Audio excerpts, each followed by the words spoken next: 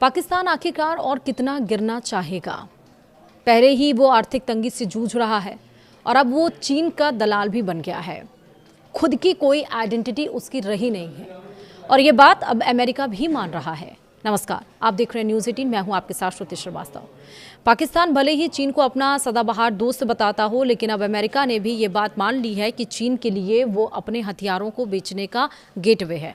कुल मिलाकर इस देश की पहचान चीन के दलाल के तौर पर बन रही है, जो अपनी रक्षा जरूरतों के लिए उस पर पूरी तरह से डिपेंड है। जी हां, चीन अब केवल अपने हथियार सीधे बेचने तक सीमित नहीं है, बल्कि वह पाकिस्तान को अपना रणनीतिक साझेदार बनाकर दुनिया के नए रक्षा बाजारों तक पहुंचने की कोशिश कर रहा है।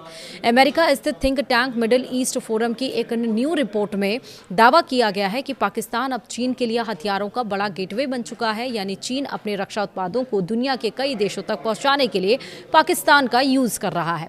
रिपोर्ट ये बताती है कि इस रणनीति की सबसे बड़ी मिसाल पाकिस्तान और लीबियाई नेशनल आर्मी के बीच प्रस्तावित $4 अरब के अधिक का रक्षा समझौता है और इस सौदे में 16 JF-17 थंडर लड़ाकू विमान, प्रशिक्षण विमान और अन्य सैन्य उपकरण शामिल बताए गए हैं। खास बात तो ये है कि JF-17 विमान चीन और पाकिस्तान ने मिलकर विकसित किया है। अगर यह सौदा पूरा होता है तो इससे लीबिया पर लगे संयुक्त राष्ट्र के हथियार प्रतिबंधों पर भी सवाल खड़े हो सकते हैं।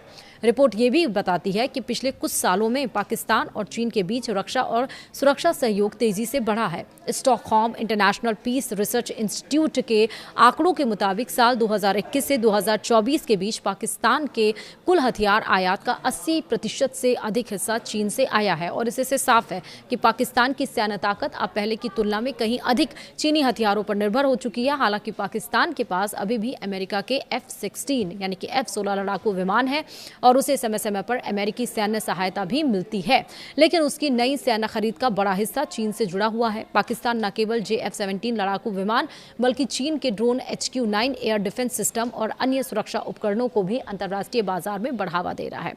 रिपोर्ट ये बताती है कि हाल के महीनों में पाकिस्तान ने इराक, बांग्लादेश, इंडोनेशिया, सऊदी अरब, लीबिया, मोरक्को, नाइजीरिया, सूडान और इथियोपिया जैसे देशों के साथ रक्षा सहयोग बढ़ाया है। चीनी मीडिया का ये भी कहना है कि पाकिस्तान इनमें से कई देशों के साथ JF-17 लड़ाकू विमानों के संभावित सौदे पर काम कर रहा है।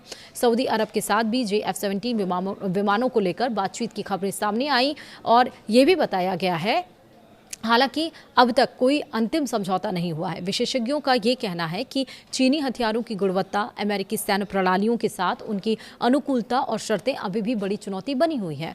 एक्सपर्ट्स ये बताते हैं कि चीन सीधे हर देश के साथ रक्षा सौदा करने के बजाय पाकिस्तान को एक भरोसेमंद साझेदार के रूप में इस्तेमाल कर रहा है। पाकिस्तान के जरिए चीन उन देशों तक पहुंच बना रहा है जहां उसका प्रभाव पहले सीमित था। इससे चीन को अपना रक्षा उद्योग फैलाने के साथ साथ पश्चिम एशिया और अफ्रीका जैसे रणनीतिक क्षेत्रों में राजनीतिक और सैन्य प्रभाव बढ़ाने का भी मौका मिल रहा है। रिपोर्ट का निष्कर्ष है, यानी कि रिपोर्ट का जो कंक्लूजन है वो ये कि पाकिस्तान अब केवल चीन का रक्षा साझेदार नहीं रह गया है, बल्कि वह बीजिंग के हथियारों के वैश्विक विस्तार का प्रमुख माध्यम बनता जा रहा है। अगर यह रणनीति सफल होती है तो आने वाले सालों में वैश्विक हथियार बाजार और क्षेत्रीय शक्ति संतुलन दोनों पर इसका बहुत बड़ा असर पड़ सकता है।